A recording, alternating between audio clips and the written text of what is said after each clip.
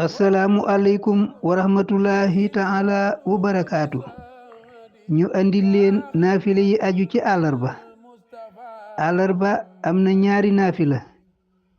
gu jëkk gi ci guddig àllarba gi lay doon maanaam talaata bu jant bi soo waaye ñaareelu naafila gi mi ngi amee ci yor yorub àllarba sëriñ Suhaybu dafa wax ni ku julli guddig àllarba ñaari raka bu jëkk ba nga jàng ca fatiha ak qul a'uuzu bi rabbil falaxi fukki yoon rakaam ñaareel ba nga jàng ca fatiha ak qul a'uuzu bi rabbin naasi fukki yoon mu ni kon dey juróom ñaari asamaan yi yépp asamaan su ci ne juróom ñaar fukki junniy malaaka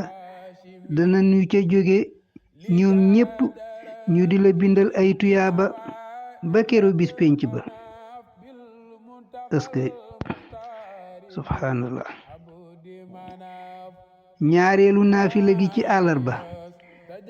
sëriñ Suhaybu dafa wax ni ku julli bisub àllarba ca yoor yoor fukki rakka ak ñaar rakka bu ci ne nga jàng fatiha benn yoon jàng alkursi yu benn yoon waaye nga jàng qul huwallaahu ahad ak qul a'uuzu bi rabbil falaxi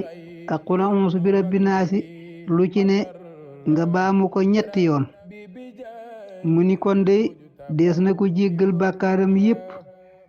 te dees na ko musal ci mbugalum bàmmeel akuk lëndëmam akuk xatam ak tiisi bis pénc yépp te dees na ko bindal jaamu yàlla ak ab yonent kon ñaari naafile yi yu am solo yi moo aju woon ci àllarba wasalaamu aleykum wa rahmatullahi wa barakaatu